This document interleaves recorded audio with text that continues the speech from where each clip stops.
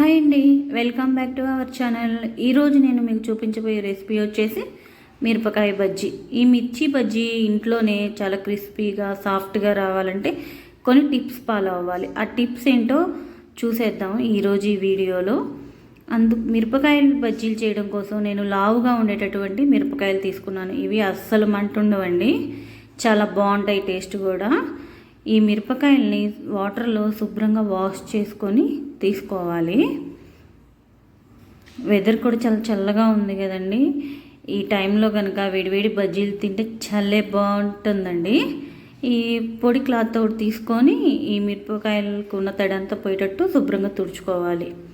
ఇప్పుడు మనం పిండి కలుపుకుందాం. పిండి కలుపుకోవడం కోసం ఒక బౌల్ తీసుకొని అందులో 1 కప్పు శనగపిండి వేసుకొని బాగా జల్లెడ పట్టుకోవాలి.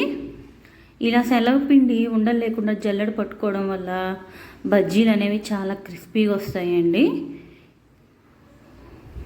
ఇదిగో ఇక్కడ ఈ విధంగా ఎటువంటి ఉండలు లేకుండా పిండి జల్లెడ పట్టుకుందాం.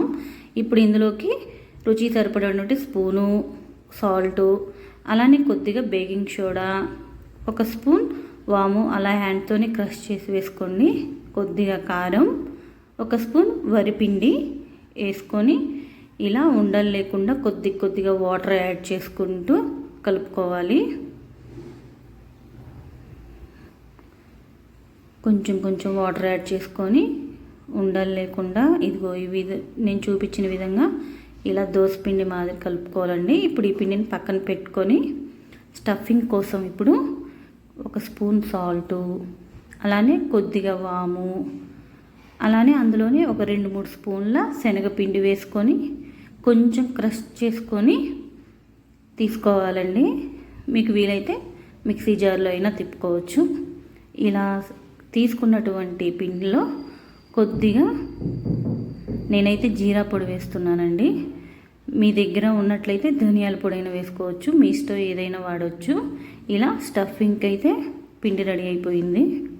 ఇప్పుడు మిరపకాయ ఉంది కదండి, ఇక్కడ చాలా జాగ్రత్త. మిరపకాయకి చివరి కొన అలా తీసేయాలండి. అలానే ఇలా మధ్యలోకి ఘాట్ పెట్టుకొని పొట్ట చీల్చాలండి. ఇక్కడ చివరి కొనమటికి కంపల్సరీగా తీసేయండి. అలా తీసేయడం వల్ల ఏంటంటే మిరపకాయ అనేది నూనెలో వేసినప్పుడు బాగా ఉడుకుతుందన్నమాట. ఇలా మనం స్టఫింగ్ చేసి పెట్టుకున్న పిండి ఉంది కదండి, అది కొంచెం ఆ బజ్జీలు మిరపకాయలో పెట్టుకుంటూ స్టఫ్ చేసేయాలి. ఇలా బజ్జీలన్నీ స్టఫ్ చేసుకున్నాక,